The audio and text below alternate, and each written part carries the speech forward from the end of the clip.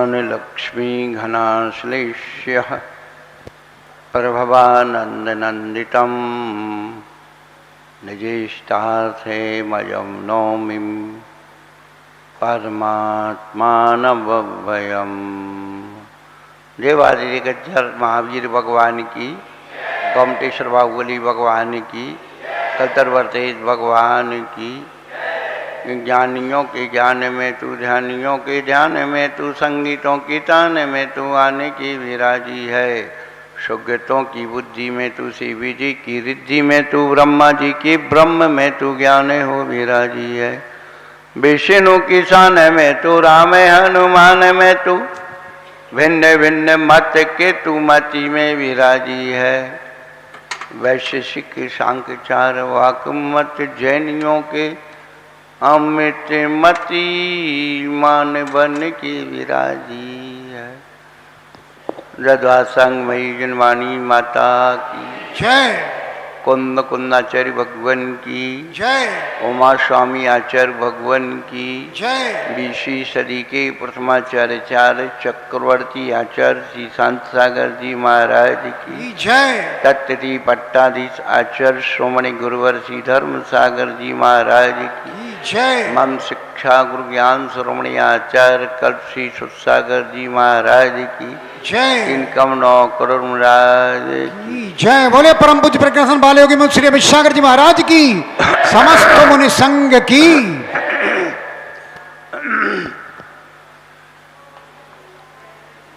धर्मानुरागी भव्य आत्माओं,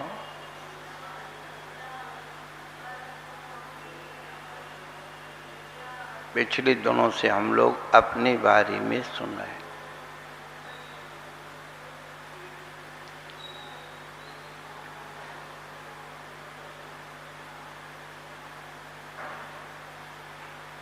अपने बारे में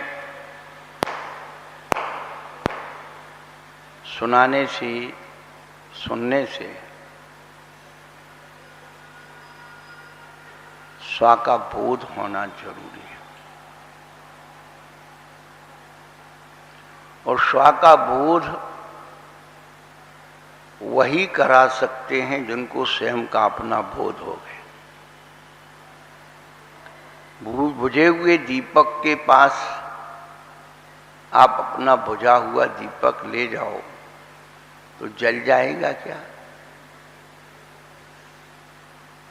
जलते हुए दीपक के संपर्क में अपना दीपक ले जाओगी तो सुनिश्चित है दीपक जल जाएगा। उसी प्रकार से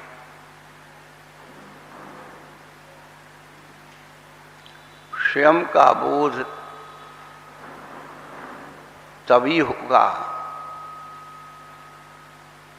जिन्होंने स्वयं बोध को कर लिया है। उनकी ही बात से स्वयं का बोध होगा। इसलिए तीर्थंकर भगवान को क्या कहा है? स्वयं बुद्ध कहा है।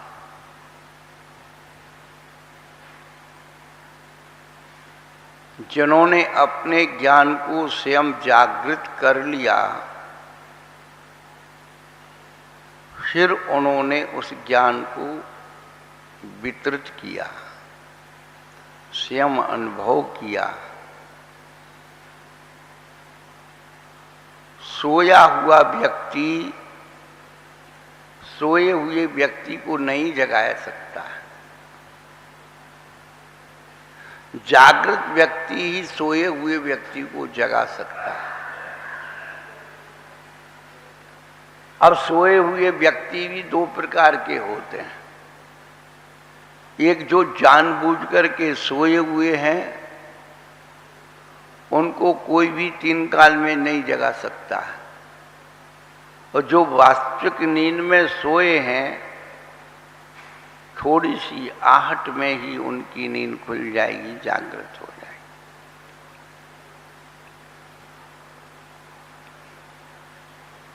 बड़ा सीधा गणित है।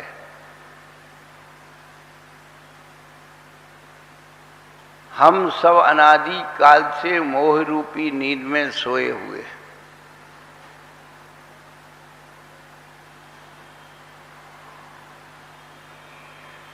और उस नींद को पुष्ट करने वाली लोरी और सुना दी जाए, फायदा बता दिया जाए तो और अच्छा होता।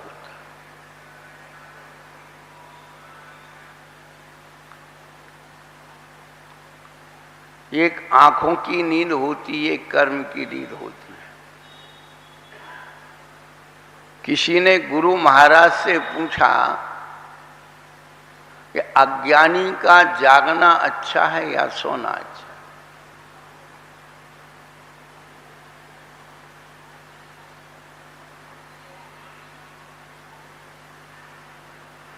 मूर्ख का जागना अच्छा है या सोना अच्छा? बोले मूर्ख का सोना ही अच्छा है। जाग गया तो दूसरों की गलती के देखने के सिवाय कोई काम ही नहीं करता। जो वर्तमान के ज्ञानी जो जागृत हो गए ना, वे आंखों से जागृत हैं और उनको दूसरों के दोष देखने के सिवाय कोई कुछ दूसरा काम नहीं बचा। इससे तो अच्छा तू सोया रहता तो कम से कम दूसरों की गलती तो नहीं देखता, उतने कर्म के बंधन से तो बचता।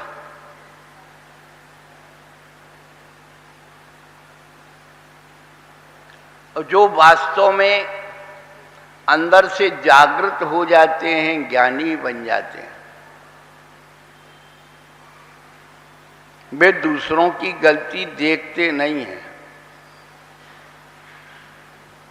वे दूसरों की गलती समझते हैं और उस गलती को सुधारने की प्रेरणा उनके अंदर होती है।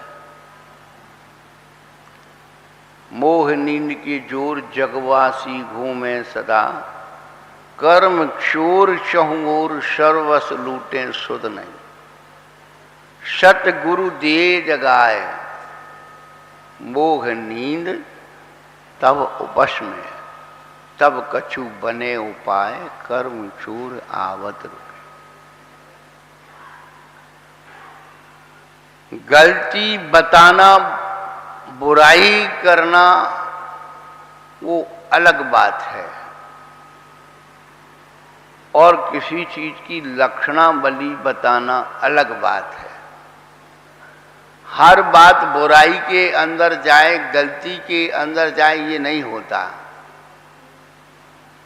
तो ऐसे तो कभी व्यवस्था बन ही नहीं सकती। बिन जाने ते दोष गुणन को कैसे तजिए गई है।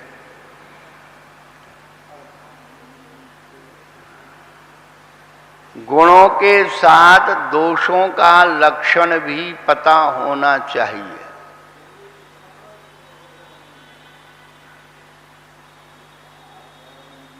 यदि स्वर्णकार आपके सोने में खोट ना देखे और ना बताए तो क्या हो जाएगा?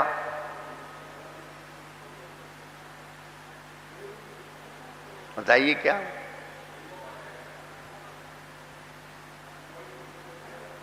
आपको पता ही नहीं लगेगा कि इसमें कितना मिश्रण है, और आप नकली को असली मान के बैठे रहो।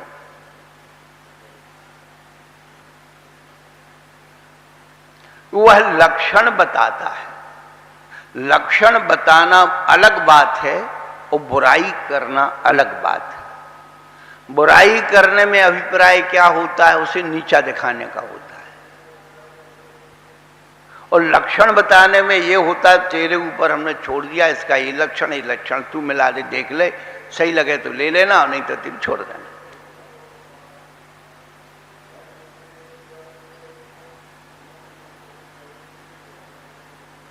इसलिए आचार्य वीरसेनाचार्य ने धवला टीका जब लिखी और उनके छठखंडागम ग्रंथ के रचयिता भूतबली पुष्पदंत धरसेन आचार्य के पास जब पहुंचे, कितनी दूरदर्शिता कि किस प्रकार का शिष्य होना चाहिए, धर्म की, श्रुति की, ज्ञान की बात सुनने वाले, उनके अंदर कौन कौन से लक्षण होना चाहिए, श्रोता के लक्षण दिए, दूषण बताए, कौन कौन से लक्षण वाले श्रोता धर्म पर वो क्या करते हैं, विपरीतता ले जाते हैं, जिन पर प्रभाव नहीं पड़ता। शैल घन, शैल यानी पत्थर, जो पत्थर के समान कठोर होते हैं,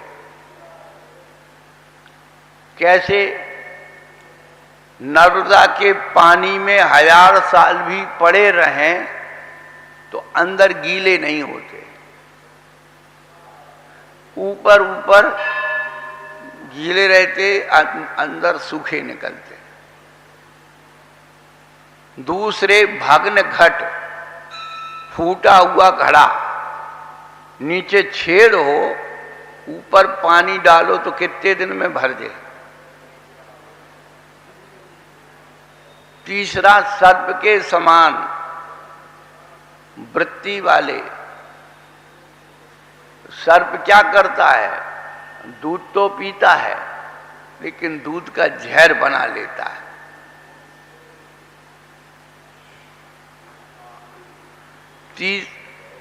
चौथा चलनी के समान, चलनी क्या करती है, नीचे जो चीज है आटा नीचे निकाल देती है और चोकर चोकर उसमें रह जाता है।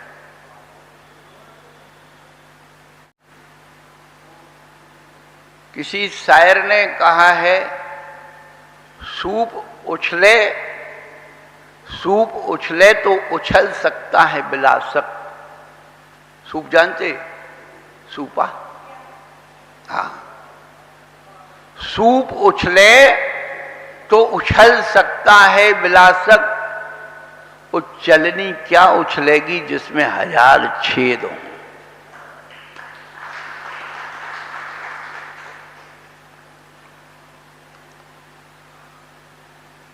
सूप के समान श्रोता होना चाहिए, साधु ऐसा, श्रोता ऐसा चाहिए जैसे सूप सुहाए, और सार सार को ग्रहण करे थोता देव।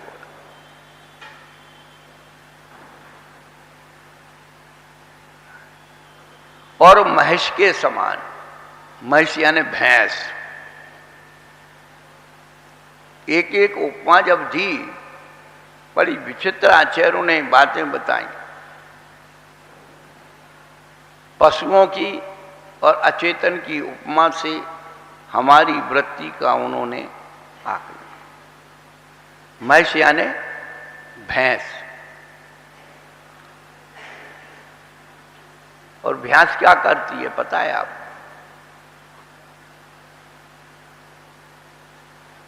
साफ पानी नहीं पीती, मचाएगी पहले, अंदर घुसेगी तब पानी पिएगी। और गाय कभी पानी पिएगी तो 2 पैर केवल उसके बाहर होंगे, 2 उधर होंगे, और फिर धीरे धीरे पानी पिए। और भैंस पूरी घुसेगी, इसलिए क्या कहते, गाय भैंस। गाय भैंस पानी में शुरू से सुनते आ रहे, वैद्य जी यही तो सोच रहे थे कि भैंस का नंबर आया, पानी का नंबर आया, पानी में गई क्यों नहीं अभी तक, महाराज ने कहा नहीं।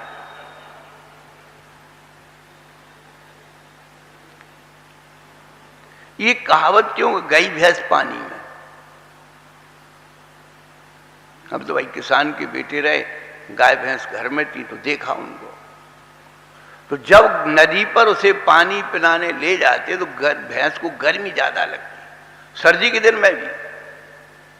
उसने पानी देखा नहीं, वो घुसी नहीं। अब उसको निकालना बड़ा कठिन हो गया था।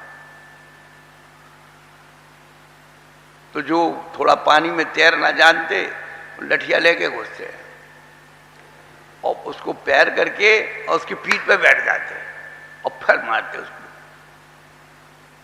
तब वो निकलती। जब तक वो पूरी तरह से अपने आप को ठंडी निकलती, निकल ही नहीं सकती। जिद। तो गई भैंस पानी में। हम देखते हैं महिलाओं की वृत्ति हमेशा यही होती है, प्रवचन चल रहा होगा, पहले तो वे किनारे पे खड़े होंगी और देखेंगी मेरी सहेली कहाँ बैठी है, या उनकी सहेली ने देख लिया कि मेरी सहेली आ गई, इशारा कर दिया था, और फिर बीच में घुसेगी, तब प्रवचन सुनेगी, सबका उपयोग इधर उधर कर देगी। इसी को कहते गई भैंस पानी में। अब देख लो, भैंस बनना हो तो बीच में घुसना, मैं नहीं जानता हूं, आचार्यों ने लिखा है वो मैं बता रहा हूं, मैं तो कहीं भी दोष नहीं हूं। हाँ, मेरा कहीं दोष नहीं है, लिखा हुआ है शास्त्र की प्रति पर पीछे, यादृशम पुस्तकम दृष्ट्वा तादृशम लिख्यते मया शुद्धो वा अशुद्धो वा मम दोषो न दीयते। तो यादृशम पुस्तकम दृष्ट्वा तादृशम पठ्यते मया शुद्धो वा अशुद्धो वा मम दोष न दीयते। जो शास्त्र में लिखा है वो पढ़ के सुना रहा हूं, शुद्ध हो अशुद्ध हो, मैं इसमें दोष नहीं है। अब बुरा लगे तो भैया अब उसकी गलती हमारी नहीं है। बिल्कुल आपके देश की घटना सन 94 की, टुंडला चौराहे पे हमने चातुर्मास किया।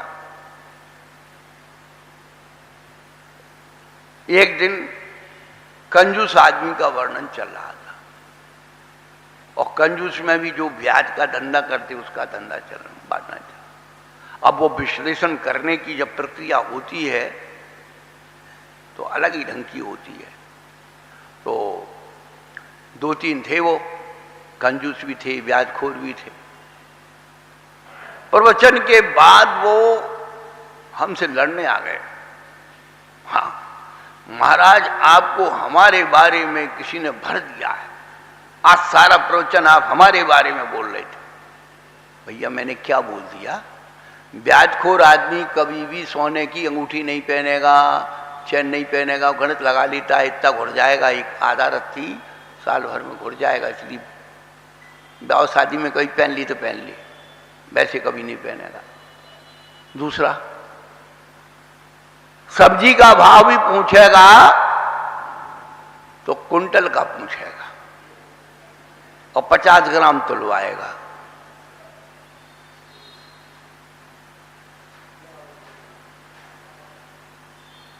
ये उसकी वृत्ति है, और उसमें मेरा दोष क्या है भाई?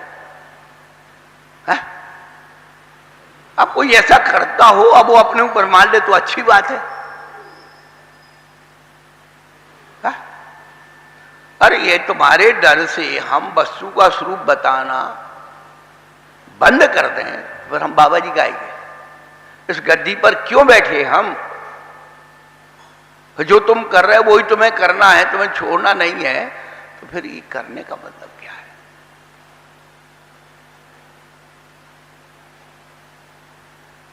तो महिष यानी भैंस की ओ वृत्ति वाले होते, और मेढ़ा, मेढ़ा माने जानते हैं?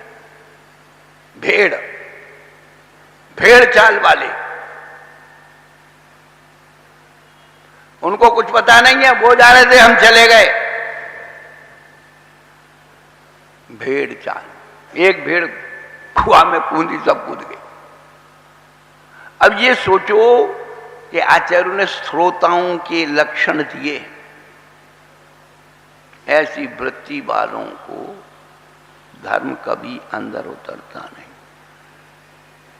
उसके बाद जोंक, जोंक होती ना, जोंक भी बोलते, गौच भी बोलते, जो अभी बरसात के दिन में रबड़ जैसी बनती है, वो छोटी सी होती है, और तो वो खून पीती है। जिसको चर्म रोग हो जाता है ना, एक फोड़ा फुंसी जैसे, वो छाजन जैसे, वहां चिपका देते वो, तो खराब खून वो पी लेते। ऐसे ही प्रवचन में लोग खराब बातों को ग्रहण करते हैं, अच्छी बातों को छोड़ते हैं। प्रवचन में भी अपनी कमजोरी की पुष्टि की बातें सुन लेते हैं। एक बार एक रिसर्च दल था डॉक्टरों का, रिसर्च कर रहा था, एक कस्बे में गया। वहां कस्बे में पूरे गांव में लोग शराब ज्यादा पीते थे, तो डॉक्टरों ने एक एक्सपेरिमेंट किया। उधर गांव के लोगों को इकट्ठा किया, 2 कांच के, तुम्हारे फिरोजाबाद के बने 2 कांच के जार रख लिए। तुम्हारे फिरोजाबाद में बनते ना कांच के बड़े बड़े पाट बनते, तो आप गांव का नाम ले दो तो कम से कम अच्छा रहेगा। एक में पानी भर दिया, एक में शराब भर दी। एक थैली में से उनने केंचुए निकाले, गंडोले केंचुए होते हैं, एक मुट्ठी भर करके पानी में डाल दी, एक मुट्ठी भर करके शराब में डाल दी। अब वो लेक्चर दे रहे डॉक्टर लोग, सब अपने अनुभव की बातें बता रहे, बताते बताते 2-3 घंटे हो गए। जब सबका नंबर हो गया, सबको बात हो गई, अब उन डॉक्टरों ने बताया कि देखो भाई, तुम्हारे सामने हमने पानी में केंचुए डाले थे, तो वो अभी तक तैर रहे हैं, जिंदा है। और एक मुट्ठी केंचुए हमने शराब के उसमें डाले थे पाट में, वो सारे कैसे हो गए, सब टुकड़े टुकड़े होकर के गल गए, मर गए वो सब। इसलिए शराब नुकसान करती है। एक शराबी खड़ा हो गया, सर शराब नुकसान कैसे करती है?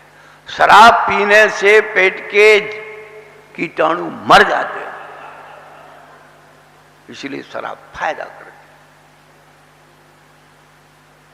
बड़ा विचित्र गणित है शराबियों का। 3-4 बैठे थे, बात कर रहे थे, कौन बड़ा कौन बड़ा कौन बड़ा। तो एक कहने लगा, भाई पृथ्वी बड़ी, पृथ्वी बड़ी, पृथ्वी बड़ी। दूसरा कहने लगा, पृथ्वी बड़ी है तो शेषनाग के सिर पे क्यों खड़ी है? वो कहने लगा, है यार ये बात तो सही है। तो कहने लगा, शेषनाग जी बड़े, शेषनाग जी बड़े। तीसरा कहने लगा, नहीं, शेषनाग जी बड़े तो शंकर जी के गले में क्यों पड़े? अरे आप शंकर जी बड़े, शंकर ये क्या लगा रहे, शंकर जी बड़े तो कैलाश पर्वत से क्यों पड़े?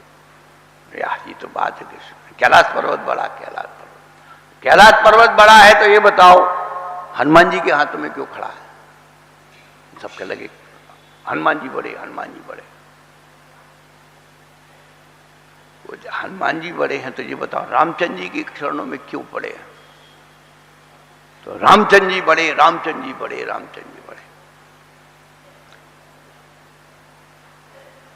जो बिल्कुल पक्का पियक्कड़ था वो कहने लगा, नहीं,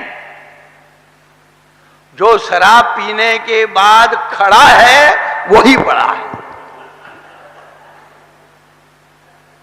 भगवान भगवान कोई बड़े नहीं होते, गुरु गुरु कोई बड़े नहीं होते।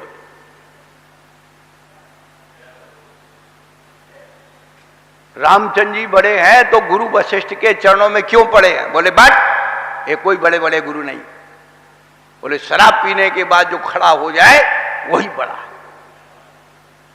तो आज के जमाने में ये पी के खड़े हो रहे, वही बड़े हो रहे समाज में, धर्म में कोई मतलब नहीं किसी का। इसलिए उन्होंने जोंक के समान श्रोता केवल जो बुराई ग्रहण करते हैं, अपनी बुराई की पुष्टि समझते हैं, वे श्रोता धर्म के योग्य नहीं है। फिर है तोता के समान है, तोता को जो पढ़ा दिया पढ़ लिया। क्या तोता को राम नाम पढ़ा दो तो राम नाम तो पढ़ जाएगा, और राम की तस्वीर सामने रख दो तो राम की तस्वीर में चोचे मारेगा। साक्षात राम भी आ जाए और तोते के पिंजरे में अंगुली डाल दें तो वो अंगुली खा लेगा। ऐसे तोता के समान श्रोता हो। ये हम नहीं कह रहे, ये भी ध्यान रखना, नहीं तो हमें फंसा दो, हम तो ये रखा है धवला जी, लो पढ़ो। हमारे आचार्यों ने बचने का पहले ही उपाय बता दिया। असमूल ग्रंथ करता रहा सर्वग देवा गणधर देवा प्रतिगणधर देवा तेसाम वचनानुसार। बात खत्म हो गई। हम कहाँ हैं बीच में? हम तो जो लिखा है वो बता रहे हैं। तो तोता के समान श्रोता, फिर मिट्टी के समान पानी डालो गल गया और धूप पड़ी सूख गया, और मशक के समान श्रोता। मशक जानते हो आप लोग? पानी भरते हैं तो क्या करती हो मशक?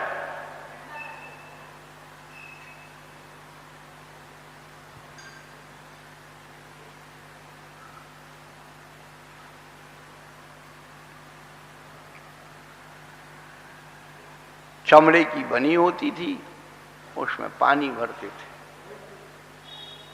वह सफाई में, नाली में डालने का। तो वो पानी दूसरों के काम आता, माने गंदगी साफ करने के। तो कहते ऐसे श्रोता जो है उनके लिए व्याख्यान नहीं करना चाहिए। ये धवला जी टीका में लिखा है, मैं नहीं बोला, वीरसेनाचार्य ने। ऐसे श्रोताओं को जो मोह से श्रुत ज्ञान का व्याख्यान करते हैं, वह मूल दृढ़ रूप से रिद्धि आदि तीनों प्रकार के गौरव के अधीन होकर के और कैसे हो जाते हैं, संसार में भ्रमण करते हैं, भ्रष्ट हो जाते हैं। अपनी पात्रता अपन देख लें।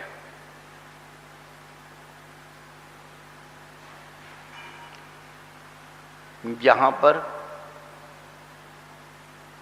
हमें अपने मन और मस्तिष्क को मांझना है। जब पात्र मजा हुआ होता है तो उसमें कोई भी वस्तु आती है तो उसका मजा आता है। क्या मजे हुए पात्र में कोई वस्तु डालेंगे तो मजा आएगा, और यदि बिना मजे में डाल दी तो तुम्हारा मजा किरकिरा हो जाएगा, फट जाएगा, विकृति आएगी, स्वाद खराब हो जाएगा। तो यहां पर जो व्याख्यान चल रहा है